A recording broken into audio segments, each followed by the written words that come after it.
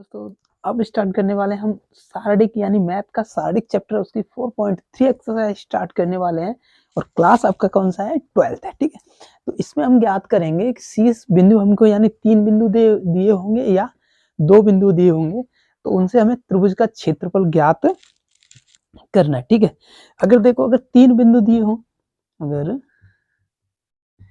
3 बिंदु दिए हो तब आप त्रिभुज का क्षेत्रफल आप ज्ञात करोगे, तो वो आप ज्ञात करोगे 1.2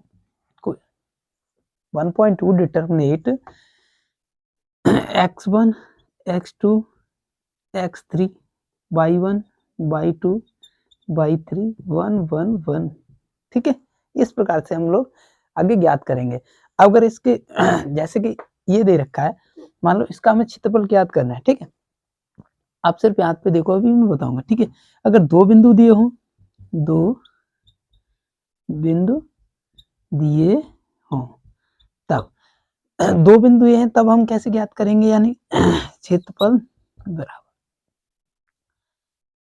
x y x1 y1 x2 y2 1 1 1। ठीक है, इस प्रकार से हम क्षेत्रफल ज्ञात करेंगे। अगर 3 बिंदु दिए हो, जैसे कि ये क्वेश्चन आपका फर्स्ट का पहला क्वेश्चन दे रखा है, उसको मैं अभी कराऊंगा। ठीक है, तो देखो अगर 3 बिंदु दिए हो तो हमको ये वाले फॉर्मूला अप्लाई करना है। ठीक है, अगर 2 बिंदु दिए हो तो हमको ये वाला फॉर्मूला अप्लाई करना है, जिनको मैं आगे एक्सरसाइज में 4.3 में पूरा आपको दोनों फॉर्मूले बहुत अच्छे से बताने वाला हूँ। ठीक है, तो चलिए पहले क्वेश्चन पे हम लोग चलते हैं। ठीक है, तो देखो सॉल्व तो फॉर्मूला हमको क्या लगाना है, क्षेत्रफल का, क्षेत्रफल। अब हम क्षेत्रफल का फॉर्मूला लगाएंगे तो वो क्या होता है 1.2 डिटरमिनेट। अब देखो x1 ये दे रखा है, देखो जो आपको कोष्टक में जो 2 पॉइंट दिए होते हैं उनको पहले को हम x1 मानेंगे, फिर दूसरे वाले में आएंगे तो ये x2 हो जाएगा और ये आपका x3 हो जाएगा। ठीक है, ऐसे ही जो दूसरा पॉइंट दिया होता है, जैसे कि मान लीजिए मैंने अब 0 यानी देखो मैंने 1 और 2 2 पॉइंट दिए हैं किसी कोष्टक में, तो हम इसको हमेशा x मानेंगे और इसको हम y मानते हैं। ठीक है, और अगर ऐसे ही 2 दिए हो तो x1 y1 x2 y2 मानेंगे, और 3 पॉइंट दिए हो तो x1 x2 x3 और y1 y2 y3 मानेंगे। ठीक है, तो वैसे ही करता हूँ। तो देखो ये x1 हो गया, ये x2 हो गया और ये x3 हो गया, और इधर क्या हो गया, ये y1 y2 और y3 ये हो गया। ठीक है, अब चलते हैं। ठीक है, तो देखो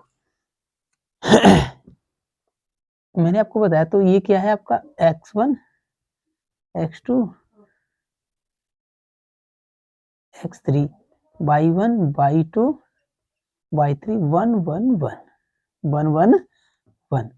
इस प्रकार से हम आपका ये आपका फॉर्मूला हो गया, ये आपका क्या है फॉर्मूला। अब हम देखो x1, अब देखो x1 x2 x3 के हमें मान कहाँ से, ये तो हमें 3 शीर्ष बिंदु दे रखे हैं 1, 0 6, 0 4, 3।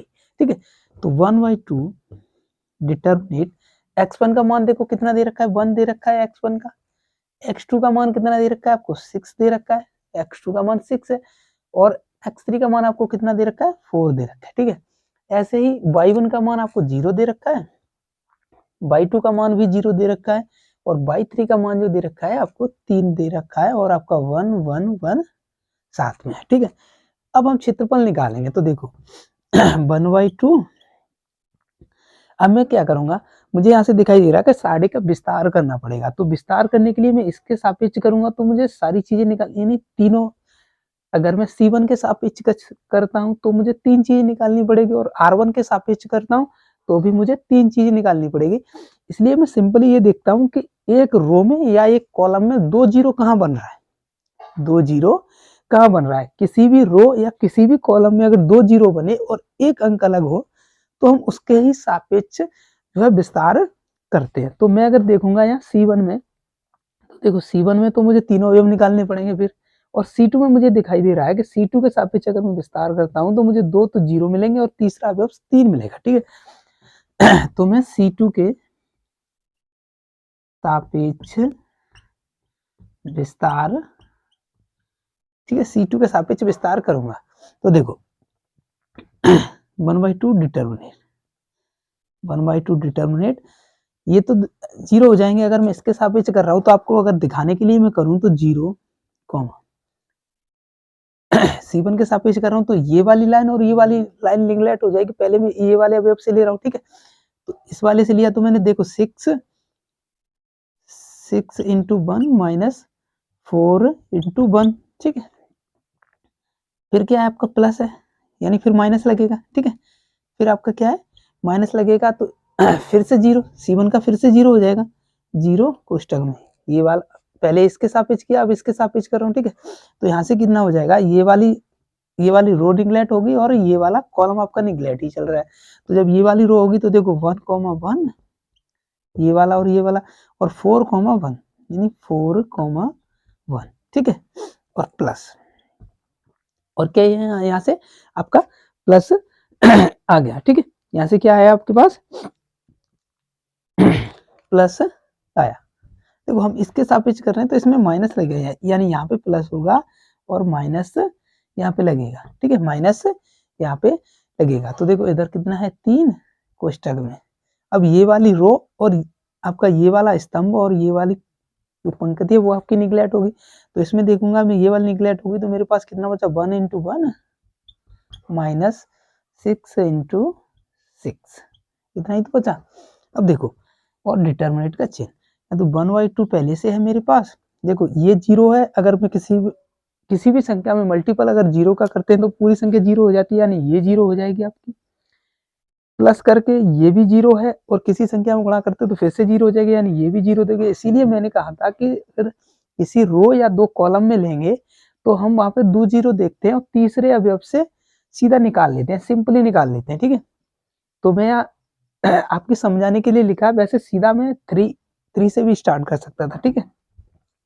तो देखो कितना है, ये वाली दोनों से 0 ही होगी, ठीक है। तो मैं सीधा -3 लिख दे रहा हूँ, यानी -3 कोष्टक में 1 - 6 × 1 है वो, 6 1, हाँ 6 1 है, तो कितना हो जाएगा, -6 बराबर 1/2।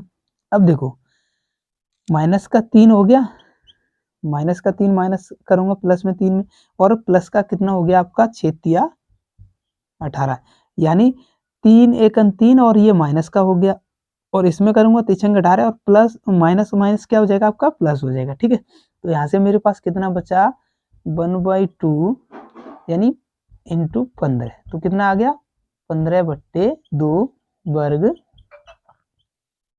इकाई, ठीक है, 15/2 वर्ग इकाई। ये आपका आंसर आ गया, 15/2 वर्ग इकाई, जिसको मैं 7 यानी देखो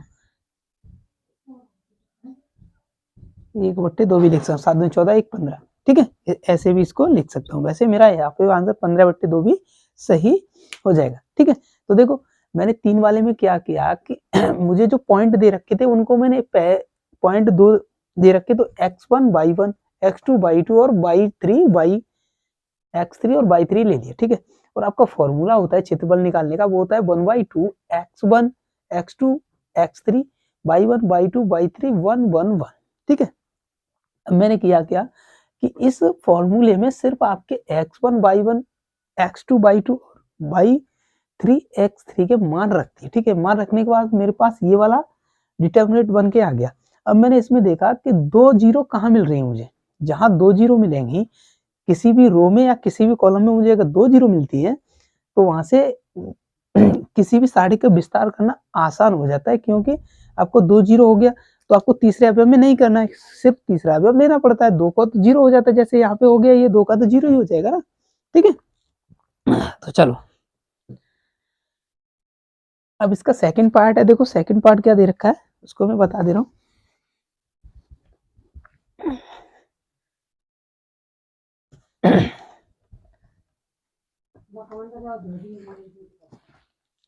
देखो सेकंड पार्ट दे रखा है आपको 2 7 और क्या दे रखा है 1 1 10 8, 1 1 10 8 ये दे रखा है आपको, ठीक है। ये आपका सेकंड पॉइंट है। अब इसमें देखो x1 y1, x2 y2, x3 y3 ये मान लिया मैंने, ठीक है। अब अगर मैं क्षेत्रफल इसका निकालूंगा तो मुझे क्या करना है, 1/2 x1 x2 x3 y1 y2 y3 1 1 1 इसमें रखना है, इसमें तो रखना है मुझे, ठीक है। तो बराबर देखो 1/2 x1 का मान कितना है 2 है, x2 का कितना है आपका 1 है, और x3 का कितना है आपका 10 है, ठीक है। फिर देखो y1 का कितना है आपका 7 है, y2 का कितना है 1 है, और y3 का कितना है आपका 8 है, और आपके पास 1 1 1 है। अब देखो यहाँ पे ना तो 2 जीरो है किसी भी रो में और किसी भी कॉलम में 2 जीरो तो है नहीं, तो अब किसी के सापेक्ष भी कर सकते हैं। तो मैं यहाँ अगर कहूँ तो r1 के सापेक्ष में कर रहा हूँ, r1 के सापेक्ष। वहां c1 के सापेक्ष क्यों किया था कि c2 यानी c2 के सापेक्ष वहां पे क्यों किया था कि c2 में आपको 2 जीरो मिल रहे थे, ठीक है। 2 जीरो मिल रहे थे तो मैं सीधा सीधा तीसरा अवयव काउंट हो जाता था, यानी 2 जीरो की वजह से 2 जीरो आपके जीरो आ रहे थे, ठीक है। तो r1 के सापेक्ष करूंगा तो 1/2 पहले से है डिटर्मिनेट, ठीक है, 2 कोष्टक में ये वाली रो और ये वाली निगलेक्ट होगी तो मेरे पास कितना है आपका 1 माइनस 8 एकन 8। देखो 1 इंटू 1 1 रहेगा और 8 एकन 8 यानी 8 रहेगा, ठीक है, माइनस फिर कितना है आपके पास 7 है ये वाला, ठीक है। अब क्या ये वाली रो और ये वाला मतलब ये वाला आपकी रो और ये वाला कॉलम आपका निगलेक्ट हो गया। अब क्या बचा 1 इंटू 1 तो 1 ही आएगा, ठीक है, और 10 इंटू माइनस का 10 इंटू 1 है तो 10 ही आएगा, ठीक है, प्लस फिर कितना आपका 1। अब 1 लिया मैंने तो ये वाली आपकी कॉलम और ये वाला रो निगलेक्ट हो गया, तो मेरे पास कितना बचा 1 इंटू 8 की जगह मैं 8 कर रहा हूँ और माइनस 10 इंटू 1 तो ये यहाँ से 10 आ जाएगा, ठीक है। अब देखो 1/2 यहाँ से कितना है आपके पास 2 माइनस 8 दूनी 16 ये तो हो गया, माइनस 7 एकन 7 प्लस 7 दही 70 हो गया। ये देखो अंदर 7 का करोगे तो माइनस ये वाला माइनस 7 हो जाएगा और इधर आप करोगे तो 10 दही 70 हो जाएगा, ये प्लस का ये माइनस और माइनस प्लस हो गया, ठीक है। फिर प्लस 8 और माइनस का 10, ठीक है, डिटरमिनेंट का चिन्ह। अब देखो अब मैं यहाँ पे कर रहा हूँ, ठीक है। तो देखो 1/2 पहले से है डिटरमिनेंट 1/2 है तो देखो पहले प्लस का जोड़ लो, ये 70 और 2 72 हो गया, 72 और 8 कितना हो गया आपका 80 हो गया।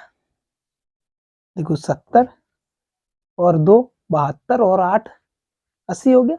अब मैं माइनस का जोड़ रहा हूँ तो 10 और 7 17 17 में से कितना है ये आपका 17 और माइनस का 16 यानी आपका 33 हो गया। तो माइनस का कितना 33, माइनस का कितना है आपका 33, ठीक है।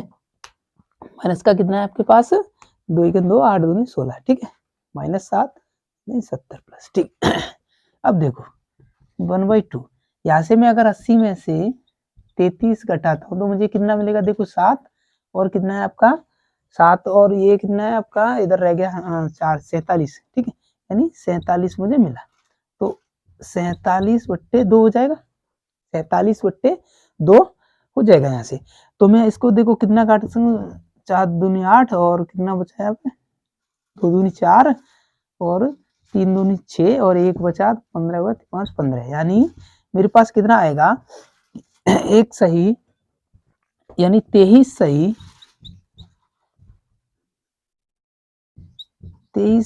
1/2, ठीक है। 23 दूनी 46 और 1 47/2 वर्ग इकाई आपका आंसर आ जाएगा, ठीक है, वर्ग इकाई आपका आंसर आ जाएगा, ठीक है। तो मैंने यहाँ कैसे किया, जो 3 मुझे दे रखे थे उनको मैंने simply x1 y1 x2 y2 और x3 y2 मान लिया। फिर मेरे पास क्षेत्रफल निकाले किन्हीं 3 बिंदुओं का क्षेत्रफल निकालने का जो फॉर्मूला होता है वो होता है x1 x2 y2 x1 x2 x3 y1 y2 y3 1 1 1, ठीक है, और वो वैल्यू में रख देता हूँ जो मुझे दी है। अब मैंने रखने के बाद मैं देखता हूँ कि कोई रो या किसी कॉलम में 2 जीरो तो नहीं आ रहा है, यानी किसी कॉलम या किसी रो में 2 जीरो तो नहीं आ रहा है। अगर आ रहा है तो हम उसके सापेक्ष विस्तार करके सीधा सीधा जल्दी निकाल लेते हैं। अगर किसी में नहीं मिल रहा है तो हम R1 के सापेक्ष विस्तार कर देते हैं, तो 1/2 था 2, R1 के सापेक्ष कर रहा हूँ तो 2। अब ये वाली मेरी रो और ये वाला कॉलम निगलेक्ट हो गया, तो मेरे पास ये 4 अवयव बचे, ये वाले बचे, ठीक है।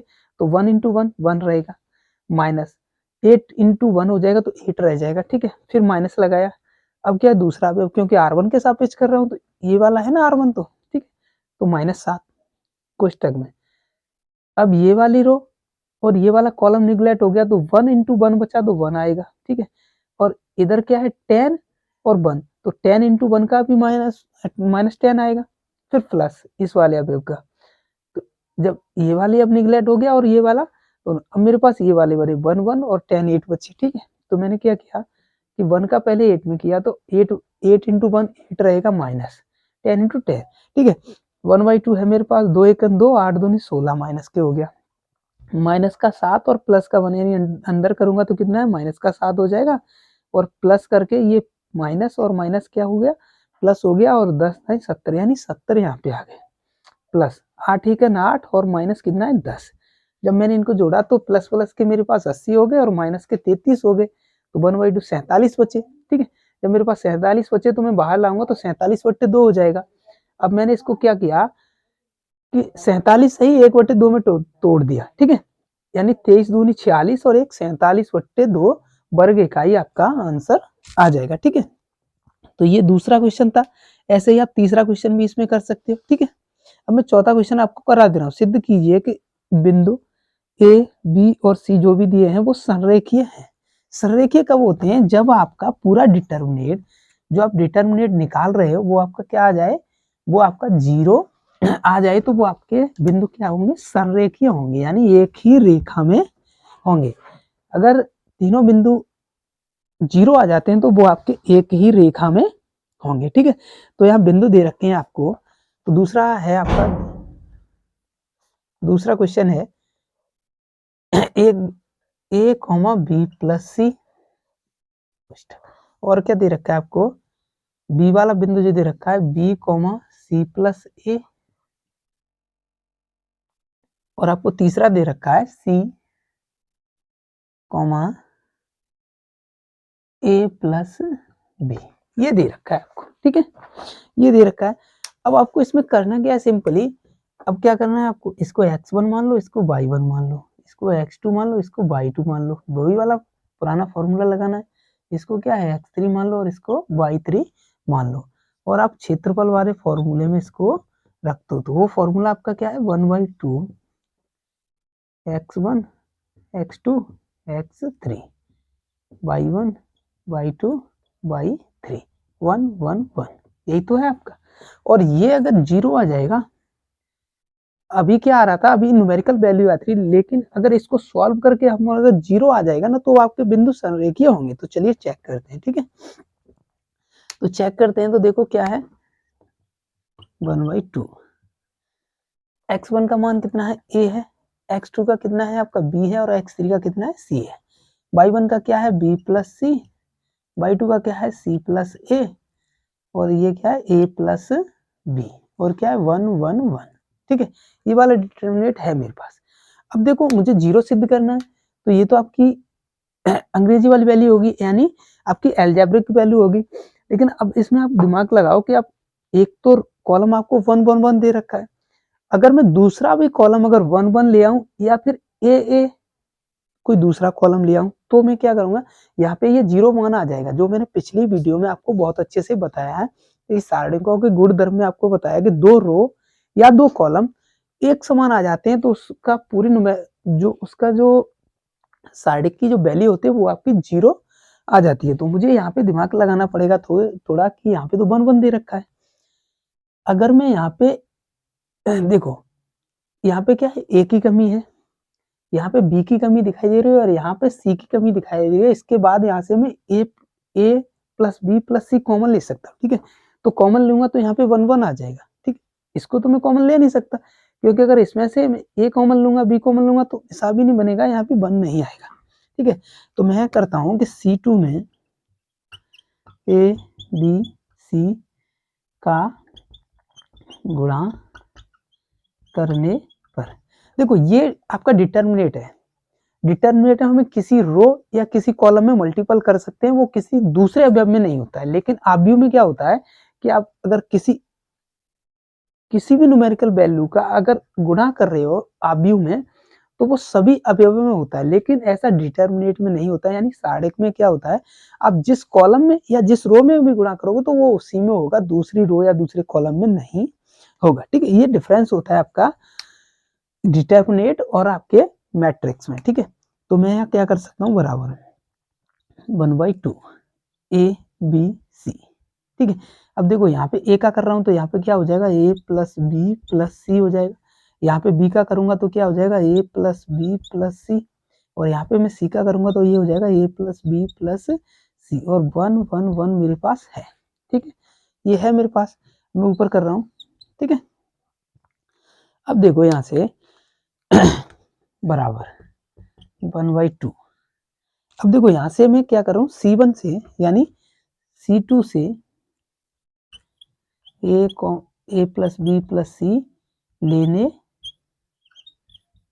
पर, देखो यहाँ से मैं C2 से ले रहा हूँ, ना कि C1 से न C3 से।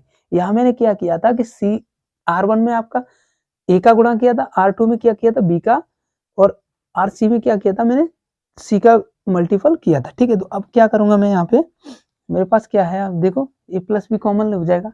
यहाँ से कितना हो जाएगा, ए प्लस बी प्लस सी कॉमन हो गया मेरे पास। ठीक है, तो फिर डिटर्मिनेंट मेरे पास क्या बचा, ए पहले से है, ए बी सी पहले से है। और यहाँ देखो यहाँ से ए प्लस बी प्लस सी कॉमन चला गया तो यहाँ से 1 बचा।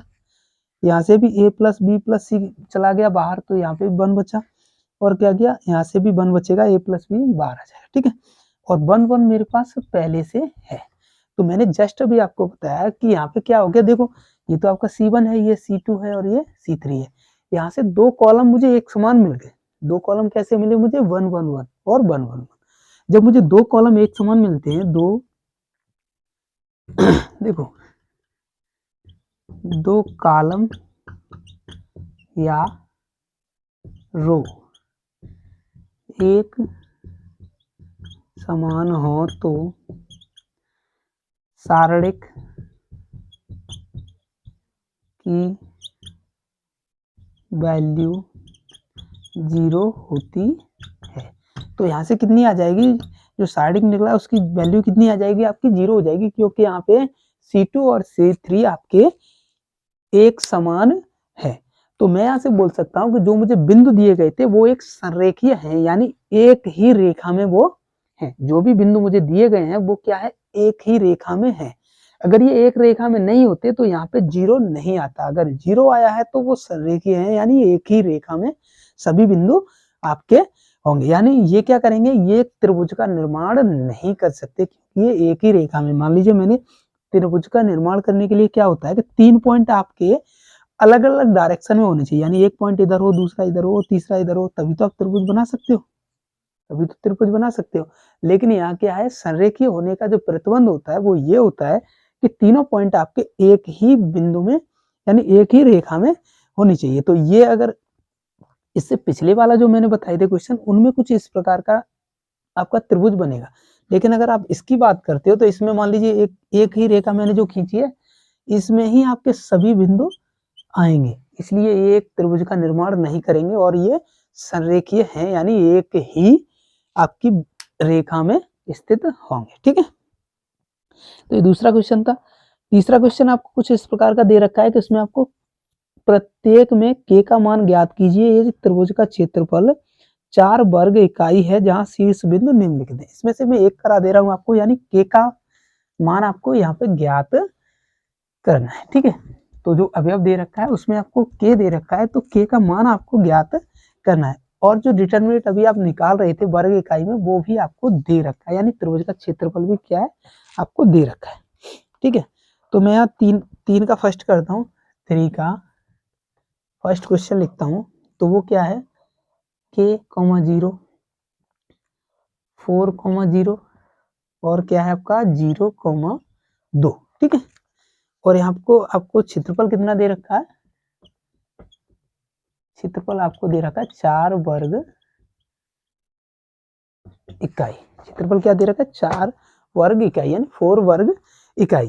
तो जो हम क्षेत्रफल निकाल देते वो हमको सीधा दे रखा है, और अवयव में क्या करना है, अवयव में एक अवयव आपको नहीं दे रखा है जो आपको निकालना है। ठीक है, तो देखो यहाँ पे क्या मान लू मैं, इसको क्या करना, वही पुराना वाला काम, इसको x1 मान लो, ये y1 हो जाएगा, ये x2, ये y2 हो जाएगा, ये क्या है x3 और ये y3 हो जाएगा आपका। ठीक है, अब आपको क्या करना है, त्रिभुज का क्षेत्रफल जो कि आपको दे रखा है 4 वर्ग इकाई, लेकिन मैं यहाँ नहीं लिख रहा हूँ। ठीक है, तो 1/2 कोष्ठक क्या है, वही फॉर्मूला x1 x2 और क्या आपका y3 y1 y2 y3 1 1 1। ठीक है, यही तो दे रखा है आपको। ठीक है, तो यहाँ त्रिभुज का क्षेत्रफल कितना दे रखा है आपको, ऐसे कर ले रहा हूँ इसको 4। ठीक है, तो बराबर 1/2। अब देखो x1 का मान कितना है आपको, k दे रखा है, x1 का मान k दे रखा है, x2 का मान आपको 4 दे रखा है, x3 का मान आपको 0 दे रखा है। ठीक है, y1 का मान आपको 0 दे रखा है, y2 का मान आपको क्या दे रखा है, वो भी 0 दे रखा है, और y3 का मान आपको 2 दे रखा है, और आपके पास 1 1 1 फॉर्मूले से होता है। ठीक है, और यहाँ पे कितना दे रखा है आपको, बराबर में 4 वर्ग इकाई आपको बराबर में दे रखा है। अब देखो इसमें यहाँ पे अगर देखोगे तो मैंने जस्ट अभी आपको बताया कि अगर आपको किसी रो या किसी कॉलम में 2 जीरो दिख जाए तो आप उसी के सापेक्ष विस्तार करो। उसी के सापेक्ष विस्तार करने से हमको क्या होता है कि हमको एक ही अवयव निकालना पड़ता है, बाकी तो दोनों जीरो हो जाते हैं। अगर साढ़े के में हम विस्तार करते हैं तो हमको 3 चीजें निकालनी पड़ती हैं, लेकिन यहाँ क्या है कि अगर 2 जीरो दे रखे हैं तो हमको सिर्फ एक ही चीज निकालनी पड़ेगी, क्योंकि वो आपस में जो जीरो दे रखी है वो मल्टीपल करके क्या है, जीरो बना देगा। ठीक है, वो मल्टीपल करके आपको क्या बना देगा, जीरो बना देगा। ठीक है, तो चलो यहाँ पे करते हैं।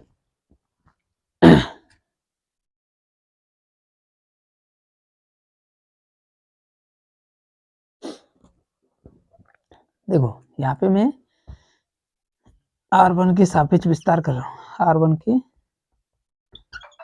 सापेक्ष विस्तार। जब R1 के सापेक्ष विस्तार करूंगा तो देखो मुझे क्या है, 1/2।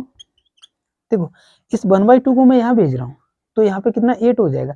कैसे भेज रहा हूँ वो देखो, मान लीजिए हमको अगर a/2 बराबर a दिया रहता है, a/2 बराबर a दिया रहता है, तो हम क्या करते हैं, इस वाली संख्या को यहाँ भेज देते हैं, तो a बराबर 2a हो जाता है।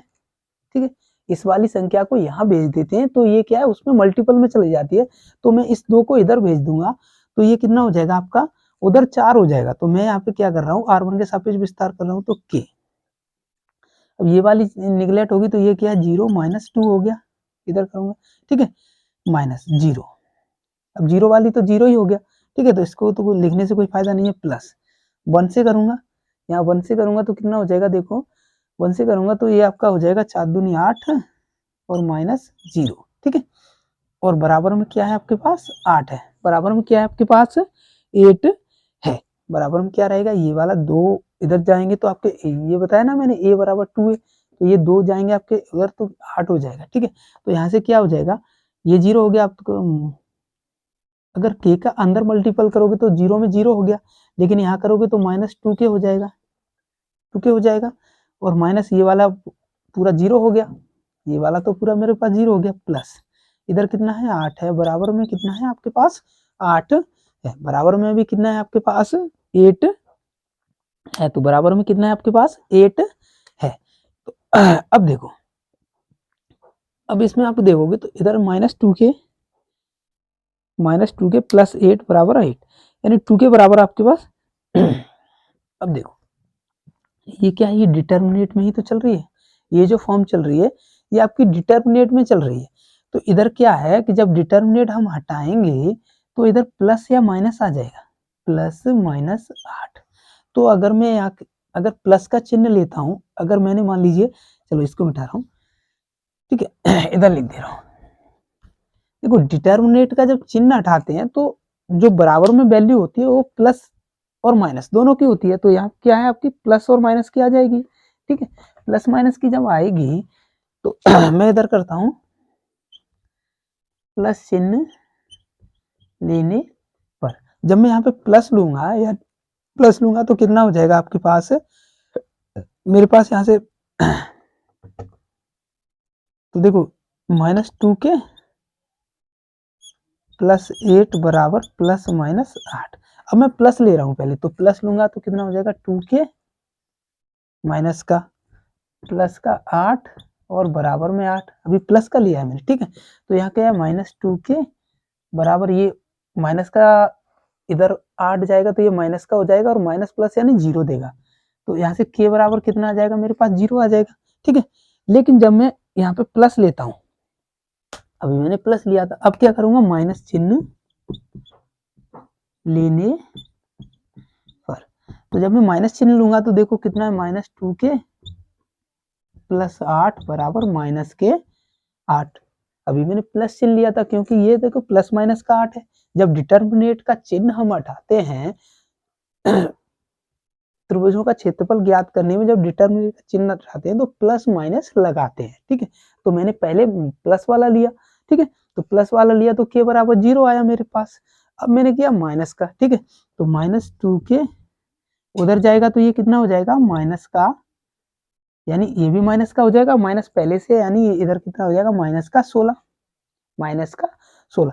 अब देखो माइनस से माइनस कैंसिल हो गया तो 2k बराबर कितना है 16 और 2 से ये कितनी बार 8 बार, तो k बराबर कितनी आया आपके पास 8 आया। तो k की कितनी वैल्यू निकल के आ रही है, k की आपके पास 2 वैल्यू निकल के आ रही है 0, तो k बराबर कितना है 0,8। देखो सिंपली इसका जो सिंपल है कि त्रिभुजों का क्षेत्रफल जब हम ज्ञात करते हैं और कोई अचर पद हमको दिया जाता है ज्ञात करने के लिए, तो उसकी हर समय आपको 2 वैल्यू मिलेंगी। अगर एक वैल्यू पे आप आके रुक गए हो ना, तो वो आपका पूरा क्वेश्चन ही गलत हो गया। यहाँ से हमें 2 वैल्यू मिलती है, जो भी अचर पद दिया हो उसकी 2 वैल्यू मिलती है। जैसे यहाँ पे k की कितनी आई 0 और 8, ये क्यों आई, क्योंकि जब हम डिटर्मिनेंट का चिन्ह हटाते हैं तो बराबर में जो होता है वो प्लस और माइनस का होता है। प्लस और माइनस का 8 था तो पहले मैंने प्लस का लिया, तो प्लस का लिया तो k बराबर 0 आ गया। फिर मैंने क्या किया कि माइनस चिन्ह लिया, यानी माइनस का 8 लिया तो क्या आ गया k बराबर 8 मेरे पास निकल के आया, ठीक है। तो ये 3 क्वेश्चन हो चुका है। इसमें दूसरा क्वेश्चन आप कर सकते हो, कोई दिक्कत नहीं है इसमें, ठीक है। -2,0 0,4 0,k, ठीक है, तो वो भी ऐसे ही हो जाएगा, कोई दिक्कत नहीं है, ठीक है। अब एक क्वेश्चन कराता हूँ मैं, चौथा क्वेश्चन है आपको, बहुत अच्छा क्वेश्चन है चौथा, ठीक है। तो देख लो चौथा क्वेश्चन देखते हैं। चौथा क्वेश्चन बहुत अच्छा क्वेश्चन है। ये आपका इसमें क्या है 2 दिए होंगे, अभी हम 3 बिंदु निकाल रहे थे, लेकिन इसमें क्या है चौथे क्वेश्चन में आपको 2 बिंदु दे रखे हैं, ठीक है। तो ये चौथा क्वेश्चन आपको दे रखा है।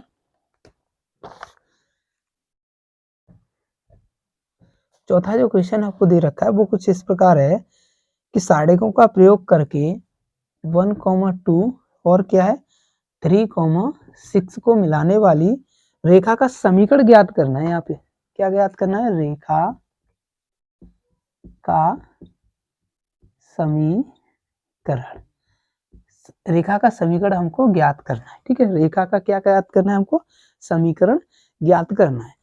तो इसके लिए जो सूत्र होता है वो कुछ इस प्रकार का होता है, त्रिभुज का क्षेत्रफल बराबर, त्रिभुज का क्षेत्रफल बराबर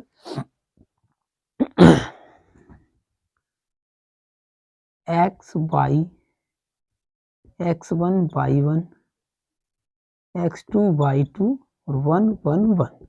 ये आपका फॉर्मूला होता है कि रेखा का समीकरण ज्ञात करने का आपका फॉर्मूला जो होता है वो कुछ इस प्रकार का होता है, ठीक है। तो अब इसमें देखो हमने क्या है x1 और y1 मानने हैं, बाकी x3 तो इसमें है ही नहीं, तो इसको मैं x1 मान ले रहा हूँ, ये आपका x2 हो गया, ये y1 हो गया और ये क्या है y2 हो गया, और इस वाले फॉर्मूले में रख दो आप, कोई दिक्कत नहीं होगी आपको, ठीक है। तो x y और 1 हमको दे रखे हैं, ठीक है, और 1 1 इधर दे रखे हैं, ये इतनी चीजें तो मुझे दे रखी है, मुझे तो बीच वाली 4 वैल्यू तो नहीं दे रखी। तो x1 का मान कितना दे रखा है आपको 1 दे रखा है, x2 का मान कितना दे रखा है 3 दे रखा है, और देखो y2 का मान y1 का मान दे रखा है आपको 2 और y2 का मान कितना दे रखा है आपको 6 दे रखा है, ठीक है। तो अब कर दो, यानी r1 के सापेक्ष, r1 के सापेक्ष आप विस्तार करोगे तो देखो x अब ये वाला ही रो और ये वाला कॉलम निगलेक्ट हो गया, तो क्या है 2 माइनस 6, 2 एकन 2, 6 एकन 6, ठीक है, माइनस वाई, माइनस वाई। अब क्या है आपके पास इधर 1 बचेगा और माइनस का 3, 1 इंटू 1 और 3 एकन 3, ठीक है, प्लस 1। अब कितना है 6 एकन 6 और माइनस 3 दूनी 6, ठीक है। तो यहाँ से देखो कितना आ गया आपके पास 2x minus 6x minus Y plus का कितना है 3y प्लस अंदर 0 हो जाएगा, ये आपका 6 इंटू 6 आपका 0 हो गया, तो ये कितना है आपका 0 आएगा, ठीक है। तो इसको मैं छोड़ दे रहा हूँ। अब देखो यहाँ से कितना मेरे पास बचा माइनस का 4x, माइनस का 4x और ये कितना है आपका प्लस का 2y, ठीक है, बराबर 0, बराबर 0 बचा। तो यहाँ से मैं क्या करूंगा कि x और y जो मेरे पास जो निकल के आया है, x और y का मान निकल के आया है प्लस माइनस का y यानी 2y, सही है 2y। यहाँ देखो ये आपका y है और ये कितना है माइनस का 3y, तो यहाँ से कितना निकलेगा प्लस का 3y हो गया, यानी आपके पास 2y हो गया, ठीक है। तो यहाँ से दो कॉमन लेके मैं क्या करूंगा, इसको 0 में मल्टीपल कर दूंगा, तो यहाँ से कितना बचेगा माइनस 2x प्लस y बराबर 0, और माइनस का मैं चिन्ह कॉमन ले लूंगा तो हो जाएगा 2x माइनस y बराबर 0। जो रेखा का समीकरण आपका ये आ गया। तो रेखा का समीकरण क्या आएगा आपके पास निकल के 2x माइनस वाई बराबर 0, ठीक है, ये आपके पास निकल के आएगा। कहते हो रेखा का समीकरण ज्ञात किया हुआ था, ठीक है। तो हमने किया x बाई 1 आपका फॉर्मूला होता है x1 x2 y2 y3, ठीक है। अब x1 और x2 आपको यहाँ दे रखे थे, y1 y2 भी दे रखे थे, ठीक है, बराबर में 0 है। तो हमने ये तो आपका फॉर्मूला होता है, अब मैंने y1 और y2 और x1 x2 के मान रख लिए, फिर मैंने r1 के सापेक्ष आपको विस्तार कर दिया। तो यहाँ से क्या है आपका x 2 माइनस 6 y कोष्टक में 1 माइनस 3 प्लस 1 कोष्टक में 6 इंटू 6, ठीक है। तो यहाँ से क्या मिला 2x minus 6y minus y plus 3y मुझे मिल गया, बराबर में 0 है, बराबर में क्या था यहाँ पे बराबर में 0 था, ठीक है। तो माइनस 4x प्लस 2y मेरे को मिला, और इसमें से मैंने माइनस और 2 कॉमन ले लिया, यानी माइनस 2 कॉमन ले लिया, तो 2x माइनस वाई बराबर 0, जो कि रेखा का समीकरण मुझे प्राप्त हुआ, ठीक है, रेखा का समीकरण मुझे प्राप्त हुआ, ठीक है। तो ये आपका चौथा क्वेश्चन था। इसमें है आपका दूसरा क्वेश्चन भी दे रखा है, कुछ इसी प्रकार से होगा दूसरा क्वेश्चन भी, ठीक है। यहाँ पे 3,1 और 9,3 दे रखे हैं, तो यहाँ पे आप वो चीज लिख लेना और r1 के सापेक्ष या r2 के सापेक्ष विस्तार कर देना, आपका ऐसा ही समीकरण निकल के आ जाएगा, ठीक है, ऐसा ही समीकरण निकल के आ जाएगा। अब मैं आपको 5वां क्वेश्चन और बता दे रहा हूँ, ठीक है। 5वां क्वेश्चन थोड़ा जल्दी जल्दी समझा दे रहा हूँ। तो देखो 5वां क्वेश्चन क्या दे रखा है हमको, ये एक्सरसाइज का लास्ट क्वेश्चन है, 5वां क्वेश्चन है, ठीक है। इसके बाद एक्सरसाइज आपकी 4.4 स्टार्ट होगी। तो ये 5वां क्वेश्चन कुछ इस प्रकार का दे रखा है 2, -6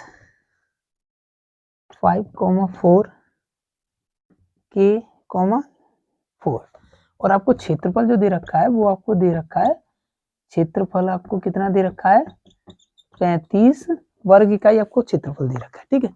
अब आप क्या करोगे कि आपको क्षेत्रफल इतना दे रखा है, तो आप क्या करोगे 1/2 उसी में रखते होगे x1 x2 और क्या है x3 y1 y2 y3 1 1 1 बराबर कितना है आपको 35 दे रखा है, बराबर कितना दे रखा है 35, बराबर आपको कितना दे रखा है 35, और x1 x2 के मान आपको ये वाले दे रखे हैं, यानी x1 y1 x2 y2 x3 y3।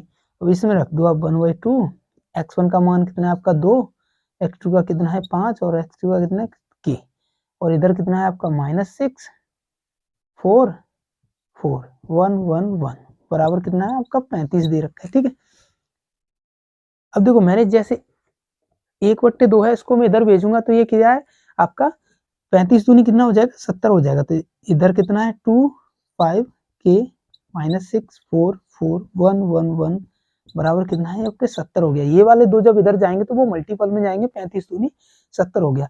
अब r1 के सापेक्ष विस्तार कर दिया, ठीक है। R1 के सापेक्ष आप विस्तार जब करोगे, ठीक है, R1 के सापेक्ष में विस्तार करूंगा तो देखो कितना है 2, 4 इंटू 4 इन माइनस 4 हो जाएगा, 4 इंटू 1 करोगे माइनस में 4 इंटू 1 हो जाएगा, ठीक है, माइनस, फिर कितना है आपका माइनस माइनस प्लस हो जाएगा, ये माइनस का 6 है और माइनस आपका फॉर्मूले में होता है तो माइनस माइनस आपका प्लस हो गया, तो प्लस हो जाएगा इधर से, तो इधर कितना है आपका, यानी ये वाली निगलेक्ट होगी 5 एकन 5 माइनस के इंटू 1, तो ये कितना है आपका के आएगा, ठीक है। फिर आप प्लस 1 लगाओगे और ये कितना दे रखा है आपका 4 पंजे 20 माइनस 5 और 4 का 20 हो गया, 4 इंटू 5 और इधर क्या है 4 इंटू के हो जाएगा, तो 4 के सीधा सीधा लिख दे रहा हूँ 4 के, ठीक है। अब देखो इधर से कितना है, ये आपकी 0 हो जाएगी क्योंकि माइनस का 4 और माइनस का यानी प्लस का 4 और माइनस का 4 आपको 0 देगा, तो ये वाली आपकी क्या होगी 0 होगी, ठीक है। तो प्लस 6 बचा यहाँ से, प्लस 6 अंदर में इस 6 का पूरा मल्टीपल देता हूँ, 5 6 30 हो जाएगा, ये 6 पंजे 30 हो गया माइनस 6 के, ठीक है, प्लस इधर कितना है आपका 20 और बराबर में आपके ये भी तो है 70, यानी बराबर में आपका क्या चल रहा है 35 दूनी 70, और वो 70 किसका होगा प्लस और माइनस का, क्योंकि डिटरमिनेंट का जब हम चिन्ह हटाते हैं तो प्लस माइनस आ जाता है, तो वो कितना होगा आपका बराबर में क्या होगा प्लस माइनस 70 भी तो होगा, ठीक है। तो 20 माइनस कितना हो जाएगा आपका 4 के बराबर प्लस माइनस 70, ठीक है। तो माइनस चिन्ह लेने पर, माइनस चिन्ह में जब लूंगा तो इधर कितना है आपका 30 माइनस 6 के प्लस 20 माइनस 4 के बराबर कितना है, माइनस चिन्ह लिया है तो कितना हो जाएगा माइनस 70, ठीक है, माइनस 70 हो गया।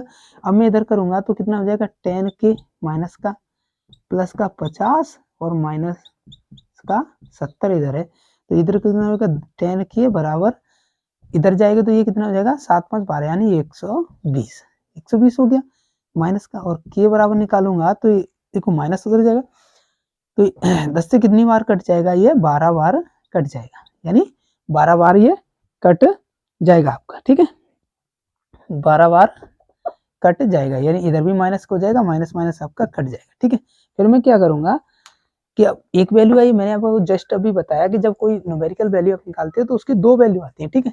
तो अभी मैंने माइनस चिन्ह लिया था, अब क्या है प्लस चिन्ह लेने पर, जब मैं प्लस लूंगा तो क्या है आपका देखो 30 और 20 50 सीधा लिख दे रहा हूं मैं, ठीक है, माइनस 10 के ये भी सीधा लिख दिया मैंने 4 के और माइनस 6 के था, ठीक है, बराबर कितना है आपका प्लस 70 यानी सीधा 70 लिख दे रहा हूँ, ठीक है। जब 70 है तो उधर जाएगा माइनस 10 के बराबर, जब इधर जाएगा आपका तो कितना बचेगा आपको 20 बचेगा, इधर माइनस का, इधर कितना बचेगा आपके पास 20 बचेगा, उधर माइनस का हो जाएगा 70 50 जाके उधर माइनस का हो जाएगा और 70 आपका प्लस का है तो प्लस का 20 बचेगा, ठीक है।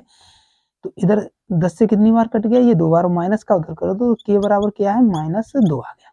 तो के की वैल्यू जो आपके पास आई, के की वैल्यू क्या आई आपके पास 12 और कॉमा -2 निकल के आ गई, ठीक है। तो ऐसे क्वेश्चनों को आप कुछ इस प्रकार से हल कर सकते हो, ठीक है।